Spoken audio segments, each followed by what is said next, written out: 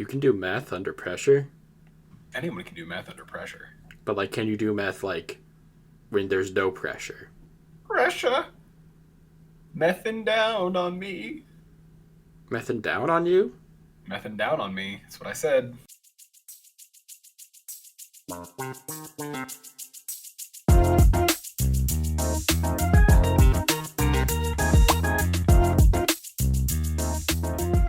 Folks, welcome back to the Kiwi and Zoe's Pretty Good Show. It's a pretty good show that you can listen to, hosted by Kiwi, Zoe, and on today's special episode, two other people. Ryu, Frost, do you want to introduce yourselves? Hello, my name is cpuryu.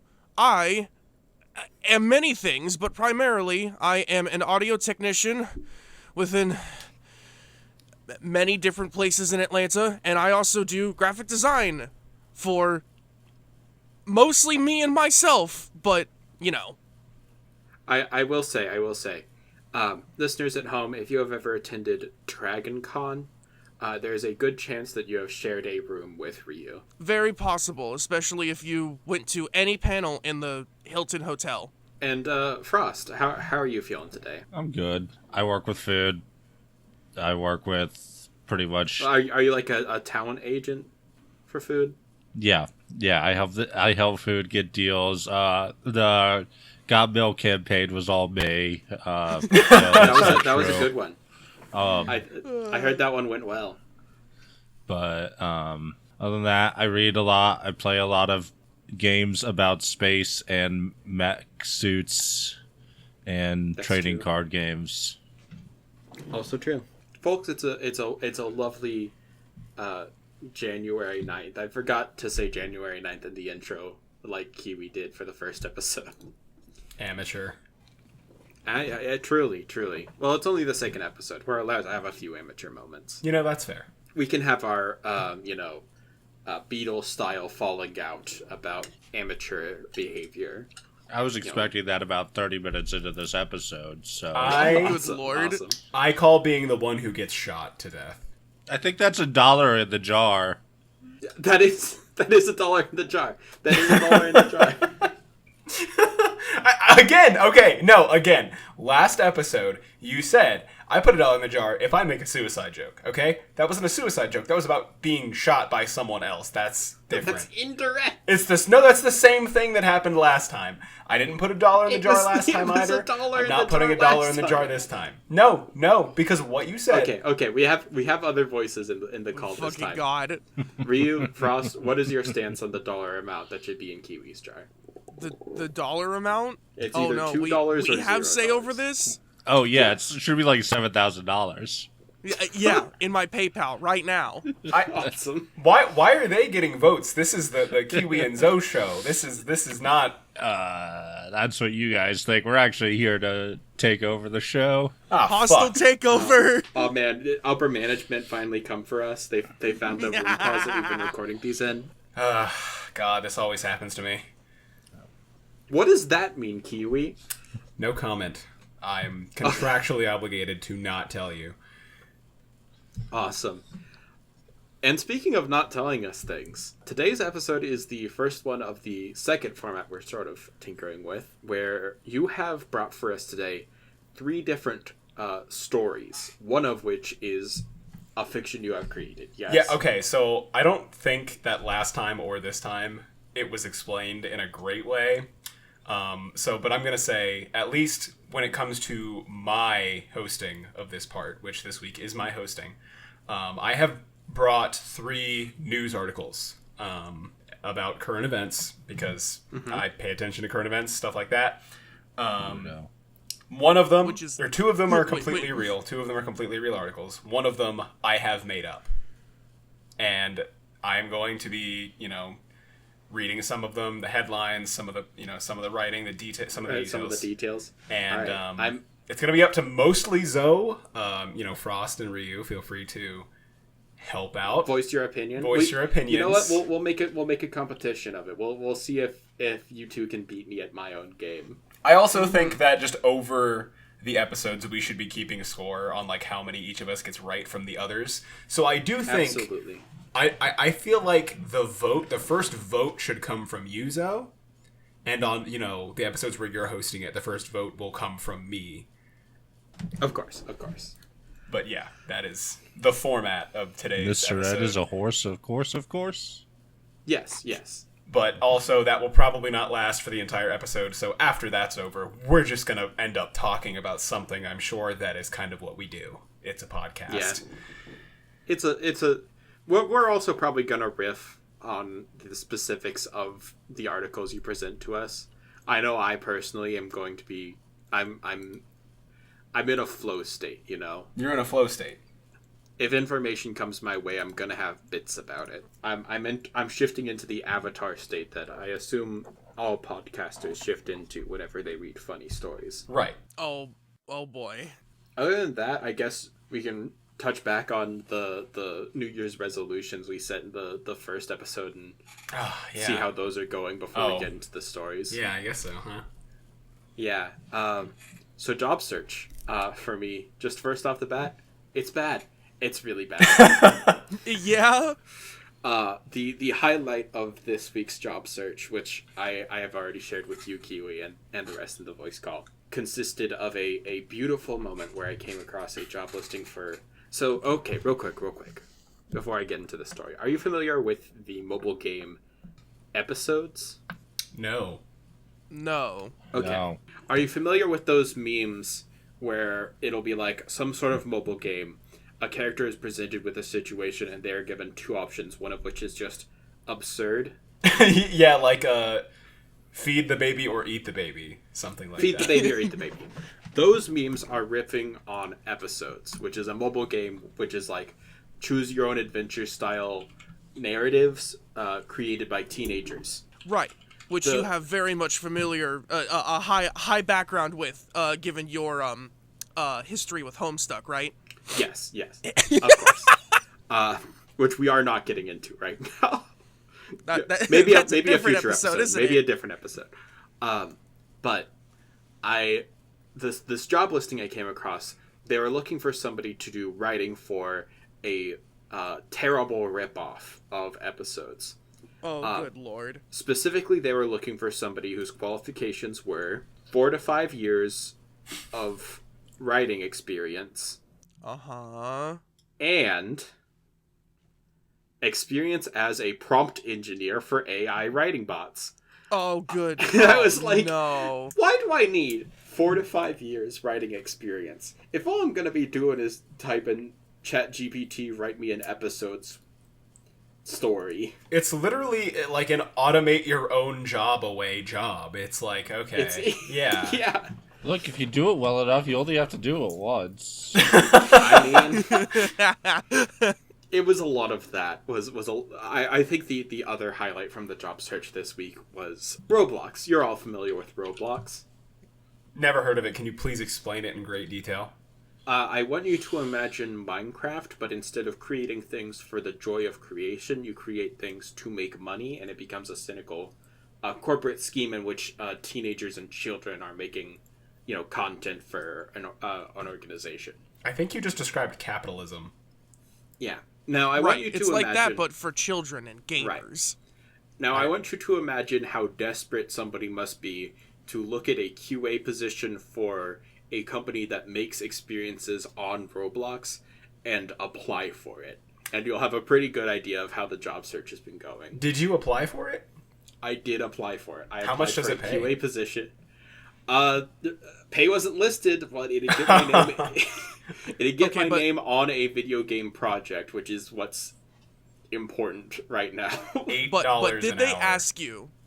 Important question. Did they ask you whether or not if your ancestral flame has gone out and how you felt about that? Yeah. They didn't, which I was very happy to see. I did not get any questions about the ancestral flame for this one. Okay. Well, then I think you still need to keep searching, bucko. Yeah, I know. The job for you will ask about the ancestral flame. That's how you know. That's how you know that's the job for you. That's yeah, I guess so. How have things been going on your front for? I I will be honest, the last episode is a bit of a blur for me. I spent the weekend in a caffeine-fueled haze. I will do my first two resolutions first, but I'll do them in the opposite order of which I listed them last time. My two are to read... My first two were to read more and be kinder to myself. And on the reading more, I have been reading more. I haven't exactly been meeting the 45 minutes a day goal. Some days I've missed, but most days I have been on. And in the spirit of being kinder to myself, I'm saying that's fine. I'm still reading more because of that goal than I would have been had I not set it. So, you know what? I'm considering it a win anyway. Two birds, one stone. Two birds, one stone. Exactly. Now, I am assuming because you have saved it for last, you have entered a situationship with last... I have not entered a situationship. I have not even been on a date since the last episode, which was only a week ago. I suspected not, but there is always the possibility. However, I feel as though this week I have flown too close to the sun in changing that reality. So this weekend I will be going on 5 dates. 5 Jesus first Christ. dates. Good Lord, man. Are you joking? How many at the same time? Two of them are within 4 hours of each other. Okay. So we'll see how that goes. I have one dinner date tomorrow after work. 2 coffee dates, one in the morning and one in the afternoon on Saturday. 1 more coffee date Sunday morning, and then a museum date on Saturday afternoon. So, Kiwi, you are so good. You're so good at this. How do you do No, this? How I'm do not. you score 5 dates in 1 week? Here's the thing. I'm not good at this. Because knowing my track record, none of this is going to turn out great. Like, ask me in 2 months, and I will want to die. You know, something will have happened. I guess if we're still recording the podcast in 2 months, I can What do you ask mean if like one of them. I guess I'll ask next week if one of them like stole your spleen or something. I don't know. It's coffee dates. I don't know if you can seal a spleen on a coffee date. If I was like going over to someone's apartment for the first date, that's more of a thing that would happen. And that's not to say I wouldn't do that, because I would. I have, and I'll do it again, I'm sure, one day. But not this time. Not this week. I mean, I can. We'll see. We'll see. Yeah. I'll believe it when I see it. Speaking of believing things, I believe we have some stories to go through. We do. Okay, so for this week, I decided to turn to everyone's favorite, very, very popular news outlet for some inspiration. And that news outlet is the Daily Wire. Awesome. So I have to. That changes the math significantly. Yeah, so the question is, which one of these is a fake Daily Wire article? Which one of these is a fake Daily Wire article? Oh God. For any who aren't aware, the Daily Wire is the news outlet that is owned and operated by internet destroyer of liberals, Ben Shapiro. And Mr. Ben Shapiro wrote all of these articles, including the fake one, I believe. Is that right, Kiwi? Well, no. I was channeling Ben Shapiro, but I'm not going to give him the credit for writing it. That was all okay. me. So you weren't ghostwriting in the sense that he wrote them without putting his name on it. He ghost wrote the fake article in that you had his ghost literally possess you. For any Elder The ghost Scrolls, of a man who still exists within this mortal coil. As far as you know. For any Elder Scrolls fans in the audience, one could say I mantled Ben Shapiro temporarily. Oh my fucking Shut up, god. man. Nerd. But I will, for the sake of crediting the people who did write the real articles, I will read out the authors' names. And one of them, the one that I wrote, I am going to say an actual Daily Wire author's name, but it won't be the one who wrote the article, because I actually wrote the article. Okay. Because I do think journalists should get credit, even if you work for the Daily Wire for whatever reason. You know, that's fair. That's fair. For whatever really unfortunate reason. And so, because I did not write an entire article, and also I actually think both of these articles are partially paywalled on the Daily Wire's website, so I can't see all of them. I can only see the first few paragraphs. I'm going to limit any That'll give you the reading whole of story. these. Yeah, I'm going to limit any reading of these to the headline as well as the first 3 paragraphs. Okay, we can work with that. Okay. I think I can work with that. Okay. Just to make sure that we don't accidentally commit a piracy. Sure. Yeah, whatever. I don't even know, but you know. All right, let's roll out story number 1. Also, for the ones that I know extra context to, I'm going to provide extra context to because I think it's fucking hilarious how some of these are framed. Sure. And I think you should also include fake extra content on context for the fake one. Well, that's the plan. I know how this works. Okay, so the first one is Biden snubs. This is the headline: Biden snubs visit to Pope Francis, again signaling disinterest in Christians. I don't know. Do we want me to read the headline of each and then go into the details after that, or Yeah, should I let's go through Okay. these one at a time, full length through. So second headline, right? That's what you want me to do? No. I'm saying do the second headline with the second story when we Okay. get to the second story. Okay. Let's do all of 1, all of 2, all of 3. Okay, I'll repeat the first headline, and I will read. For each of them, I will just read the first 3 paragraphs. Sure. Biden snubs visit to Pope Francis, again signaling disinterest in Christians. Lame duck Democrat Joe Biden canceled his planned visit to Rome this week, snubbing a chance to meet with Pope Francis and once again displaying his indifference to Christian Americans. The self-described Catholic had planned to visit the Vatican on Friday, but announced through his press secretary on Wednesday that he would not be going, preferring to stay on domestic soil instead. Biden's refusal to meet with the Pope is one of many signals of his disdain for Christianity in America. A report published in November 2024 found that the Biden-Harris administration was utilizing the Student Aid Enforcement Unit, a secretive office under the Department of Education that was created during the Obama administration, to target mostly faith-based schools to lose out on federal student aid. Okay, hold on. Right off the... What was that fake agency again? Not fake. It's not a... A secretive office is what the Daily Wire has decided to describe it as. It's called the Student Aid Enforcement Unit. Cool. Now, as a student of the government, is that real? Yeah, that is 100% real. So, is it secretive? I wouldn't call it that. I mean, like, it's not something that's talked about, but also neither is really any federal agency that is under, like, one of the major executive departments. You know? It's like there are a million departments under the FDA that no one has ever fucking heard of because in the grand scheme of things, they don't really matter. But the Student Aid Enforcement Unit is, like, actually intended to, like, find out, like, where, like, federal, like, student aid is being distributed and, like, the details of, like, where it could be cut, where it could be increased, like, to kind of maximize good outcomes for, right. You know, So it's not it wasn't created to starve Christian schools of funding is what you're talking about. Well, I mean, it depends on who you ask. I mean, if I'm once again channeling Ben Shapiro, this is the war on Christianity, which is a weird thing for Ben Shapiro to be concerned about because he's Jewish, but, you know.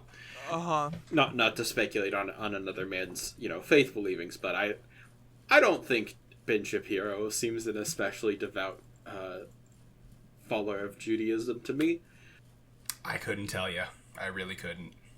I'm not an especially devout follower of Judaism myself. Fair. What I find interesting, and my brain is still trying to wrap around, is the specific description of the fact that it's the self-described Catholic. Like, as if anybody would wear the mantle of being a Catholic willingly. I mean, Donald Trump calls himself a Christian, you know. Right. But he's Donald not Trump specifically also calls Catholic, himself is a he? genius. But I want to say the thing that really fucking got me about this story, because I'd actually seen this story, like, not framed this way, but I had actually seen this story on, like, you know, the regular major news sites. Because the reason that Biden canceled his visit to the Pope this week is to focus on the LA fires that are currently going on.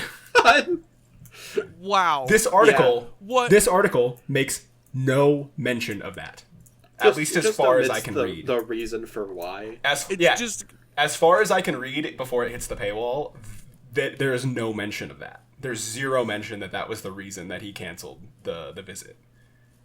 That's awesome. That it was Can I because just the say- fact that, like, you know, part of the country is on fire right now, and it's like, oh my god, we kind of have to deal with that. One of the most clearly, he needs to be more devout to God than he is his country. Yes, the most one of the most populous cities in the most populous state is burning to the ground, but that's not a good enough reason, you know. When you first started reading this article, I was like, okay, so does he have COVID? Did like one of his dogs die? Like, what's the reason why he didn't go to see the Vatican actually? The LA fires is a pretty good one. Yeah. But yeah, that is what I have for the first article.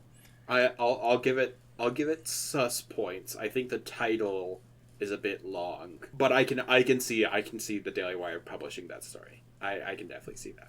Mm-hmm. Oh, and I will also say the author of this article is Hank Berrien. Hank Berrien. Okay. Yeah. Whoever that guy is. He is an author for the Daily Wire. For the Daily Wire. Sure is. Hank Berrien, if you're listening to this podcast, big fan. He isn't. Big fan of your work. Big fan of your work, Hank. Uh-huh. Feel free to like, subscribe, and leave a comment about how much you appreciated our, tasteful analysis of your work. Please write an article about this podcast. Please, God.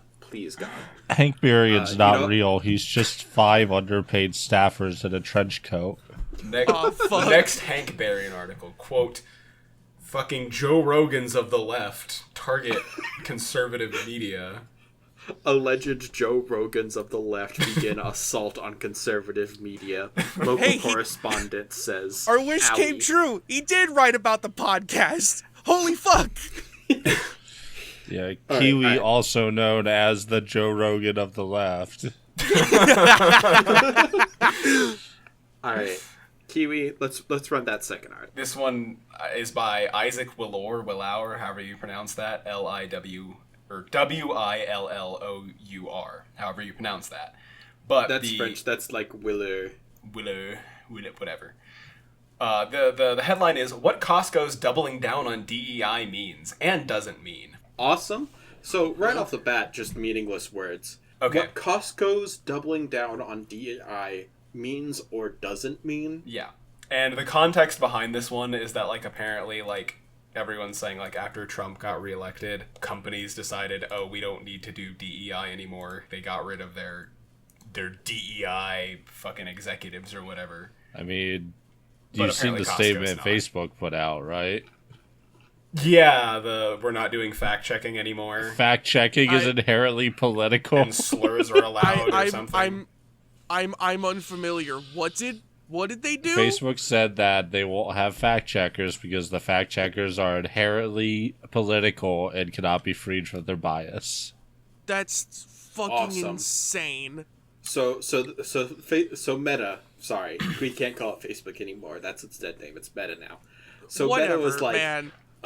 No, I think after the second election, we're like fully post-truth. It doesn't matter anymore. That's awesome. I love America. Kiwi, hit me with those juicy deets about Costco's DEI. Okay, so again, I'll just read the first 3 paragraphs. Is the anti-DEI movement losing momentum? Costco certainly isn't a fan of it. Several days ago, the retail giant sparked headlines for a robust defense of its diversity, equity, and inclusion (DEI) policies in response to an anti-DEI shareholder proposal from the National Center for Public Policy Research. Quote, our focus on diversity, equity, and inclusion is to enhance our culture and the well-being of people whose lives we influence, unquote, Costco announced in its response. Quote, our efforts at diversity, equity, and inclusion remind and reinforce with everyone at our company the importance of creating opportunities for all. End quote. What does Costco's doubling down actually mean? Is this the first stumble in the anti-DEI trend? Does a single company standing by its diversity efforts indicate a larger rebirth of support for biased corporate policies? The simple answer is no. As someone whose day job involves dealing with corporate DEI and who has helped submit shareholder proposals critical of DEI and other aspects of ESG (parentheses, environmental, social, and governance issues), let me break down Costco's DEI decision before explaining what it actually means. And that's the end of the 3 paragraphs? Yes. Oh, That's... Lord. So, a lot going on here. First of all, ESG? Environmental, social, and governance issues. I've heard of conservatives whining about DEI. This is the first I've heard of them whining about environmental, social, and government. That's like everything, dog. Because it takes a level of like critical thinking to understand what it's targeting, rather than just being the word diversity with funny other letters afterwards. Awesome. Just spelled weirdly. Really good. Really good, first of all. Second of all, the part that's a personal anecdote where he's like, it's my job to like deal with DEI. Who is this guy? All I can assume is that the Daily Wire does not fucking hire full-time writers. Like, this guy's probably just like a weirdy conservative freelance. They literally said they don't. His day job is consulting. He's not a full-time writer. Awesome. This is so stupid. Can I also just say, could this be a wider indication of a shift towards pro-DEI after the DEI movement is dying? No, okay. No, what you're saying, like, the way you're framing that would be giving the DEI movement a lot more credit than this article is, because he's referring to this as the possible, quote, first stumble in the anti-DEI trend, which very much indicates that anti-DEI is the way things are going, but that, like, this is one roadblock toward that. Awesome. So, let me just say, this guy rocks. What was his name again? Isaac Willor. Isaac Willor, friend of the podcast, Isaac Willor. I don't think you could just say that.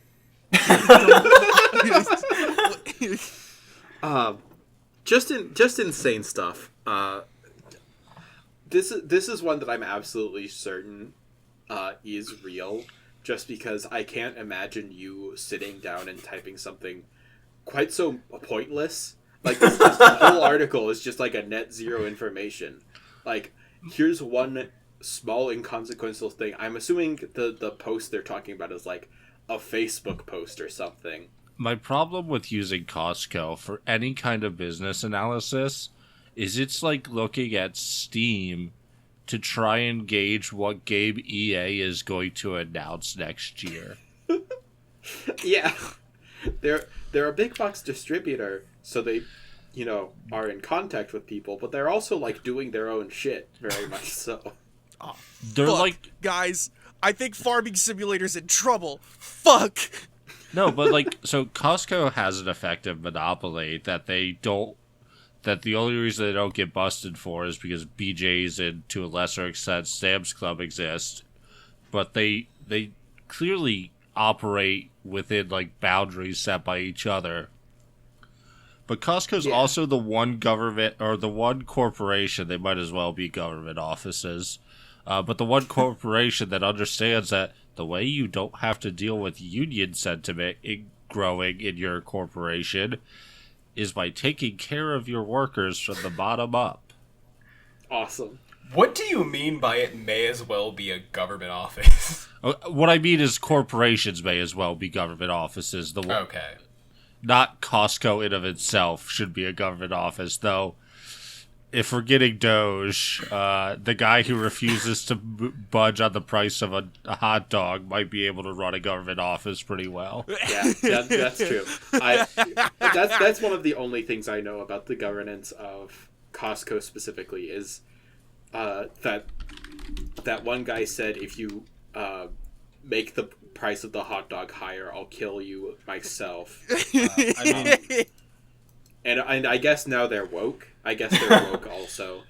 I feel like Costco's always been the quote woke one. Like when it comes to the big box Well, stores, and I say no. Hold on. The only reason I say that is because they're the ones that pay their employees. Like from what I've heard, it doesn't suck to work at Costco. No, it is legitimately a career. If you can get a job at Costco and can manage the work, you can stay there for 30, 40 years and retire with a pension. Costco isn't woke. It's working on a American business model from 1938. And damn, they call that socialism now, though. That's what that is. Yeah, that's woke now. It's post brand new or big fucking Kiwi. Yeah. But it's that corporation policy. Take care of your workers, steady raises, not a lot of turnover. It's very much not woke in its hiring practices or anything so much as it is just quiet, efficient.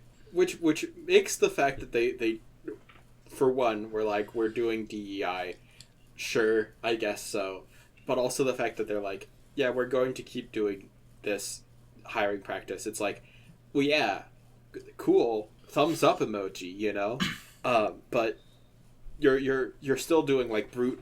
It's in service of brute efficiency, which works, you know. I like that fucking hot dog. That pizza sure does slap. That pizza kind of fucks. So I guess keep the machine running. I guess this chocolate cookie. This is one I think I believe pretty firmly is a real article that some dipshit that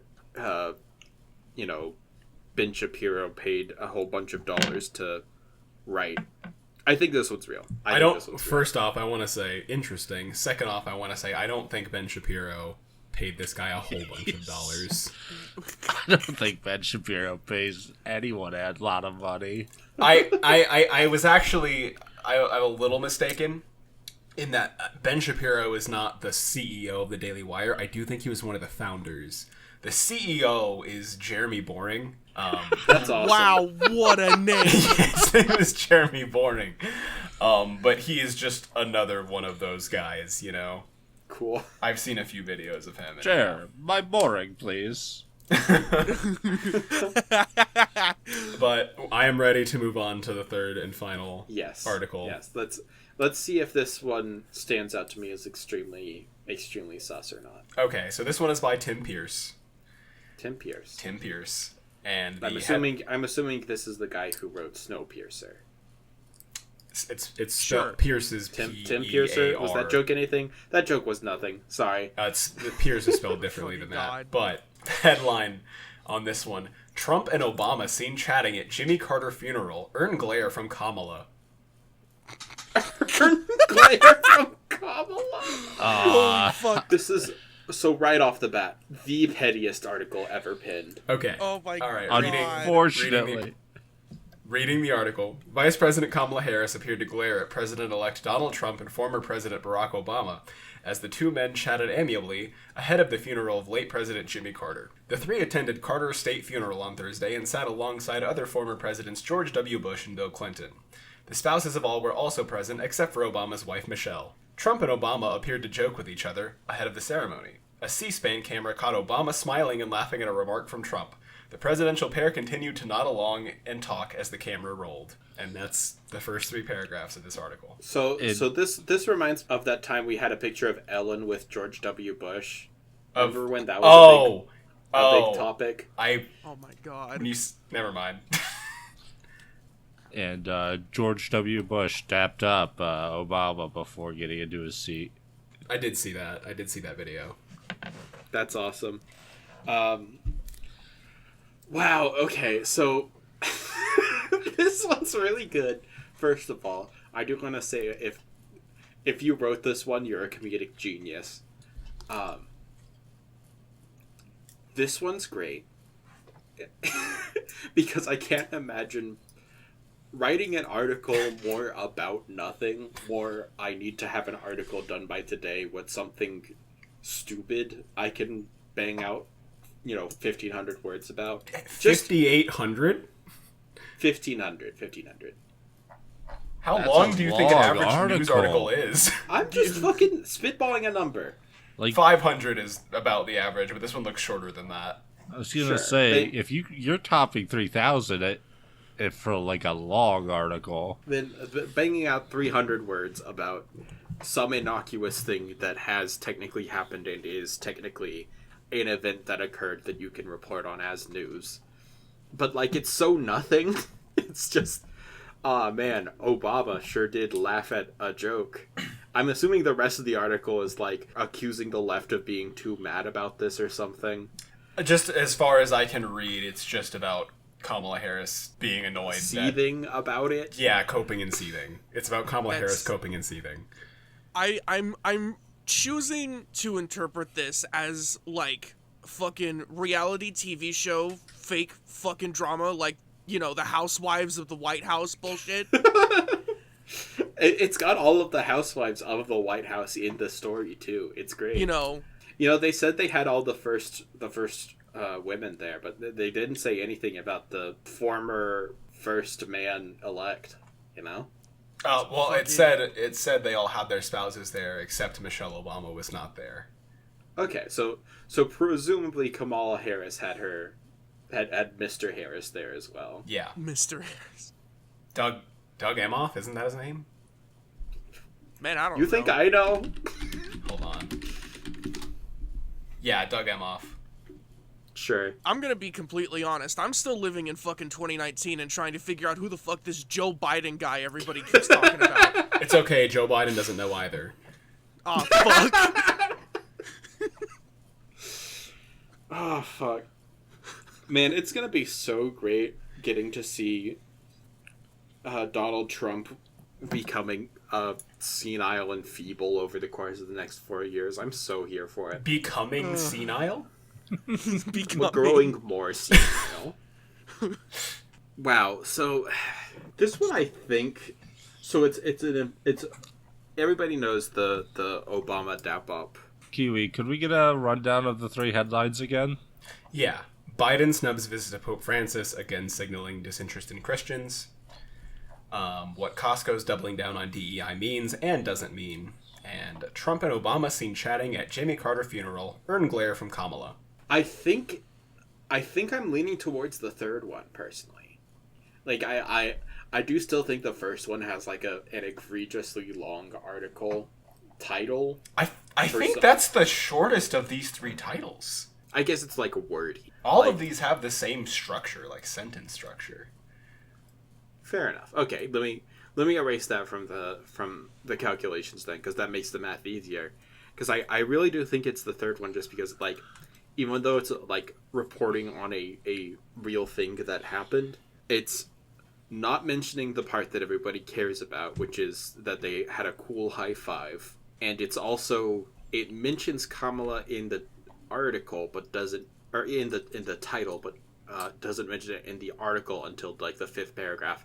And also the writing of that third one really lacked the Daily Writer's trademark, I don't know, smug conservatism is how I would, I guess, diagnose it. Gotcha. So you're saying that's your vote, the third one? That's where I'm leaning. Ryu, Frost, do you have any... Where do you stand? It's definitely hard to pick. I personally was probably going to go with the Costco story, just because the fact that, like, the other 2 definitely have, like, an underlying theme of the fact that it's just, like, this is why Joe Biden sucks. This is why Kamala is still a fucking bitch, or whatever. Which, like, from what I've definitely seen of, conservative media, is still like a horse that they're absolutely continuing to ride. People were still are, like, slandering Obama, despite the fact that he hasn't been in office for, like, fucking, you know, since the Stone Age, it feels like. But, like, you know, the Costco story in particular, it's like, yes, they're complaining about, like, corporate bullshit and companies going woke, which is definitely a thing that a lot of conservative media likes to get into in excessive detail, and is ultimately complaining about nothing, because companies are just gonna continue to do whatever the fuck they want. It really just, like, sounds like an article of, like, just one disgruntled complaint about his relatively otherwise cozy job of just having to deal with something that's remotely like, oh no, I have to deal with people of color. God. So are you under the impression that story 2 is a complete fiction? I'm just gonna say the fact that, like, it's kind of the one that stands out compared to the other two stories, in which where, like I said, there's the underlying theme of, like, Joe Biden. Joe Obama. Fuck. Joe Biden, whoever the fuck that guy is, didn't show up to meet the Pope because of forest fires. Failure to mention that, just so therefore they can get angry about the fact that, like, oh my god, supposed Christian. Wow. Yeah, I will what say, if he has he actually ever gone to church? In retrospect, the first one is so clearly in line with the Daily Wire's sort of modus operandi, I suppose. Yeah, it's like, you know, completely avoiding the fact that a natural disaster is happening, like, right now on, like, the other side of the country, just to sit down and be angry about, like, White House bullshit. Meanwhile, at, like, the same time, like, I also have to cross-reference back when the hurricane hit most of the southern United States, most particularly North Carolina, and a lot of the really scary damage that did. I remember so much of, like, conservative media specifically painting as, like, you know, Joe Biden, Kamala Harris should really be pitching in more than they should have, and it shouldn't be up to these corporations. All hail our fucking leader, Donald Trump and Elon Musk, for giving us proper supplies in order to help us out. All that, like, nonsense. Yeah. Fucking... Just, like, taking what was any the fucking excuse department to... that they were... I can't remember all the details, just because the fact that it just exists in order to be so perfectly infuriating. It just exists in order to make you angry. Taking any excuse to make their base angry about the people they don't like. Right. Which is, like, definitely the theme across, like, all three, which is why ultimately, if I find out that I'm wrong on any of this, then I'd be like, yeah, that makes sense. But Yeah. but my vote personally is going to be on, I think the Costco one is bullshit, but that's just because the fact that it doesn't have those two connecting themes of a radical liberal politician didn't do this, wacky scenario, MTV ass fucking bullshit. Frost, what are your thoughts? Well, first of all, I have to apologize because I've lied to Zoe. Bush did not dap up Obama. They did have an interaction, but it wasn't. They didn't dap up. He tapped Obama on the belly. He didn't dap him up. Yeah. What? Huh? Hold on. Okay. No. Before you go into yours, I do need to see the footage of. The way I'm describing this makes it sound weirder than. Yeah, it is. it makes more sense in the context of the video. Ignore that for now. Let's let Frost. Okay. I'll let it slide for now. Conservatives don't like the Pope right now. That's That's true. They really don't like my guy Francis. Which, you know, Francis isn't exactly a good guy, but the conservatives don't like him. So I think anything that's like, oh, he's not a true Christian, when currently there's a bit of a kerfluffle with American new tradcaths versus, like, actual Catholicism, wouldn't be something they want to highlight. So I'm saying it's number one. That is sort of a question. Would the hacks at the Daily Wire, new tradcath, which is, let me just say, the fact that new traditional Catholic is a phrase I have to contend with in my life infuriates me to no end. But the fact that has to...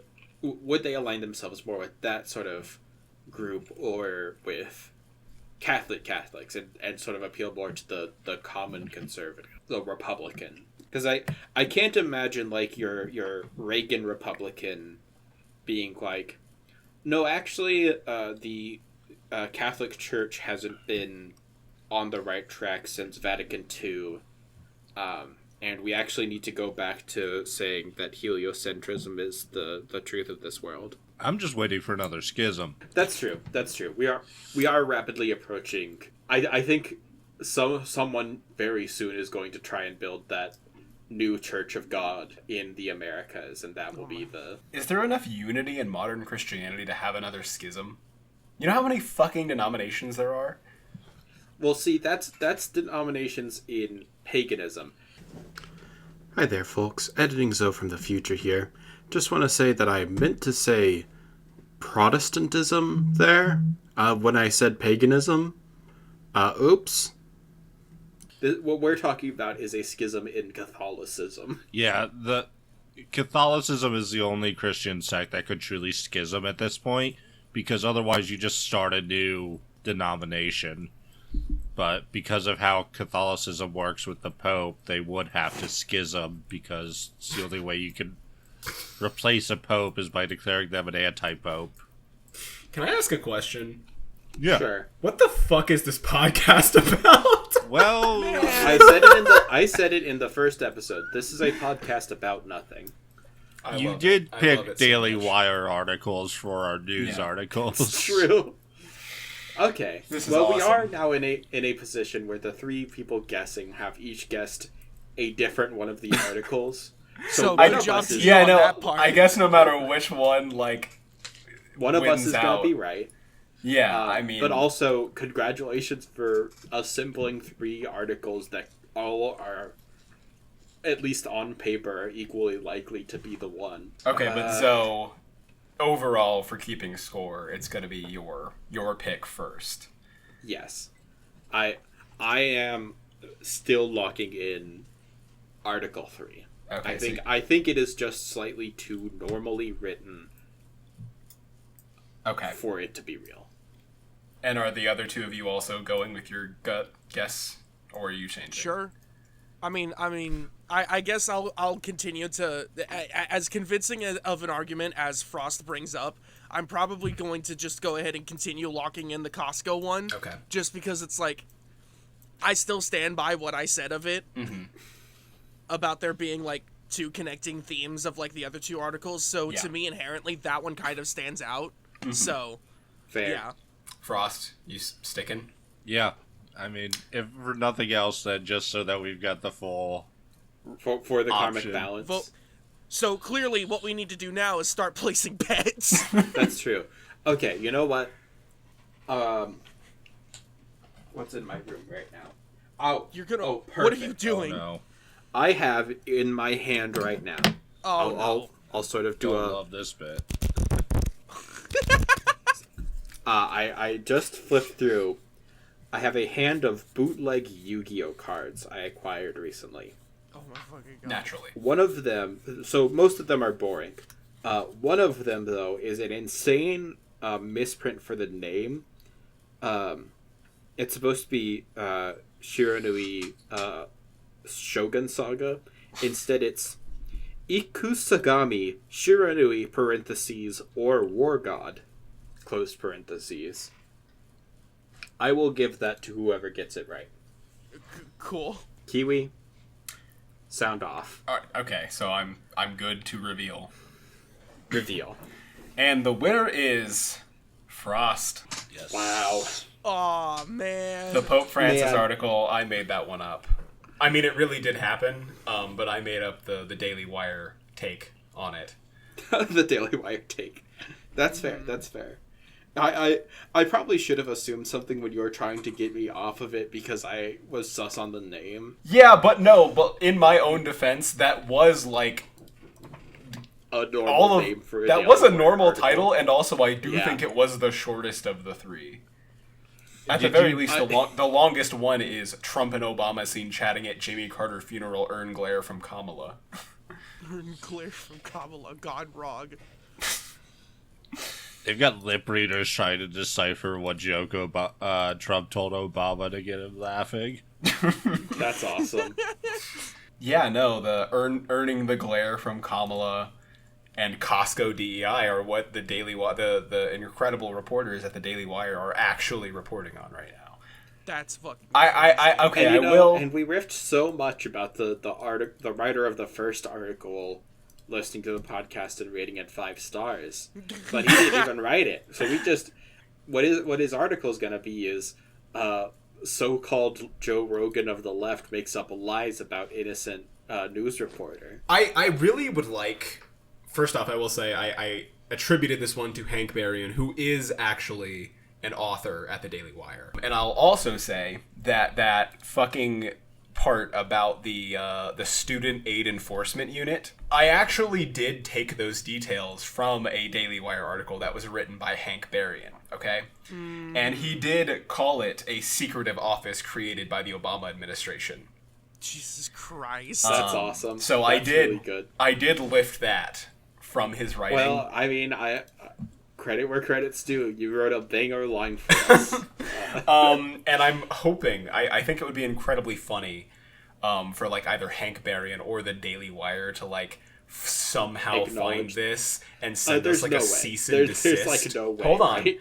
I want them to like send us a cease and desist so that we can suddenly be like start like a fucking like GoFundMe of like we are being censored by the Daily Wire. Like they're censoring our free speech. You know what? Here, let me go. Daily Wire, fucking come at me, bro. I lawyer up. The Daily Wire, more like the Daily Liars. Am I right? More like the Fairly Choir, because they are Christian, and Christians do choir. I love it. How was that? That landed so hard. I am laughing. You got the whole squad laughing. God, that's I so haven't good seen to a better hear. landing since 2001, let me tell you. Shut up!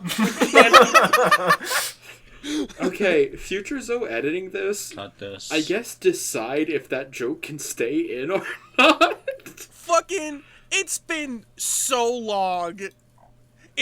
We've gone through like the entire cycle of 9/11 jokes, going from being not the time to this is the funniest shit on the planet to this has been done to death, who cares?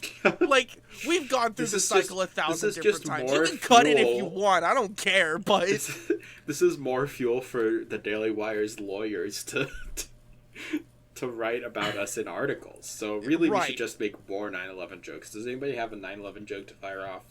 you made a mistake bringing me onto this. I gotta say, like, one of the popular things now in like the United States is like 9/11 remembrance ceremonies for like middle and high schools, which I think is incredibly funny because people who are in middle and high school right now were not alive. Like, they during don't there 9/11. for it. It was so weird because like I was born in 1999. I was 2 years old when the plane hit the towers. I didn't remember shit. Nobody in my class did. Same boat. I was technically alive for it, and some dipshits, whenever the teacher was like, "Hey, does anybody remember 9/11?" there would always be like one or two kids who would raise their hand, and every time I was like, "No, you didn't. No, you You fucking no, liar. you did not." It was so weird seeing like teachers be crestfallen about kids not remembering 9/11 anymore. There's this great story I read, which is probably fake because it's the internet, but this great story I read of somebody who said that, you know, when it was 9/11 at their high school, the teacher burst into tears when everybody was like, "No, we were children and don't remember it," and like had the children do a mock reenactment of 9/11 What? There's no way. and do There's a no writing way. project where they wrote from the perspective of somebody who was on the tower who died in 9/11. What the fuck? Again, You're making probably that up. fake. Probably a fake story Absolutely that somebody fake. on the internet made up, but Yeah. really funny creative fiction at the very least. And I think, you know, at the end of the day, this podcast is kind of about funny creative fiction, if you think about it. Is it? What was I don't last know. episode then? I thought this podcast was about nothing. It can be about both. This is a folks. podcast about talking. This It is sure this is. is a pretty good podcast, I would say. It's a pretty good show. It's a pretty good show. Folks, It's a good show, but a bad podcast. and on that note, folks, it's been a lovely night. Always remember to be your smelf. Don't Good forget to night. hit that motherfucking like and subscribe button.